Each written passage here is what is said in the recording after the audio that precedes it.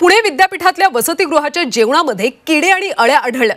वसतिगृह नंबर 8च्या मेसमधला हा धक्कादायक प्रकार आहे। 15 दिवसात किडे अळ्या सापडण्याची ही दुसरी घटना आहे। वारंवार तक्रार करून सुद्धा विद्यापीठ प्रशासन दुर्लक्ष करतंय। ठेकेदाराकडून विद्यार्थ्यांच्या जीवाशी सध्या खेळ सुरू आहे। अभाविपने जाब विचारताच मेस बंद करण्यात आली। सावित्रीबाई फुले पुणे विद्यापीठाच्या वसतिगृहाच्या जेवणामध्ये किडे आणि अळ्या सापडल्याचा धक्कादायक प्रकार घडला। वसतिगृह नंबर 8च्या मेसमध्ये ही घटना घडली। ठेकेदाराकडून विद्यार्थ्यांच्या जीवाशी खेळ सुरू असल्याचं समोर आले। मुलांनी वारंवार तक्रार करून सुद्धा विद्यापीठाकडून कारवाई करण्यास टाळाटाळ केली जात असल्याचा आरोप या विद्यार्थ्यांनी केला।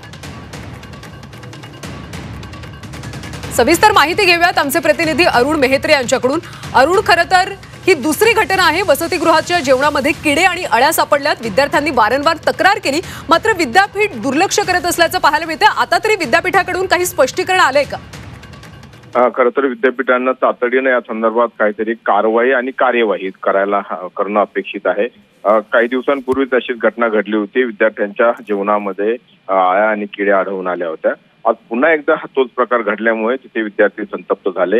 अखिल भारतीय विद्यार्थी परिषदेच्या कार्यकर्त्यांनी ही बाब निदर्शनास आणून दिली आणि मेस चालकांसोबत त्यांनी तिथे थोडासा वाद झाला आणि मेस बंद करायला त्यांनी भाग पाडलं। दरम्यान विद्यापीठामध्ये अशा घटनांमध्ये केवळ जेवणामध्ये अळ्या सापडणे हा भाग आहेच आहे, त्याशिवाय हॉस्टेलमध्ये वसतिगृहामध्ये देखील उंदीर मोठ्या प्रमाणात वाढले आहेत। वेगवेगळे सरपटणारे प्राणी जे आहेत त्यांची संख्या वाढली आणि त्याचा त्रास होतोय। एका विद्यार्थ्याला उंदीर चावल्याची देखील घटना घडली होती। साप विंचू तिथे आढळतात।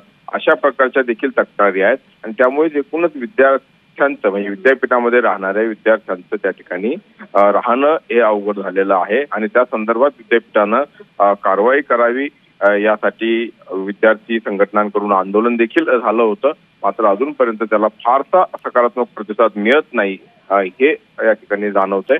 त्यामुळे आता तरी म्हणजे या अगदी जेवणात जर अळ्या किडे निघत असतील आणि त्या घटना वारंवार घडत असतील तर त्याची निश्चितपणे गांभीर्यानं दखल घेण्याची आवश्यकता आहे।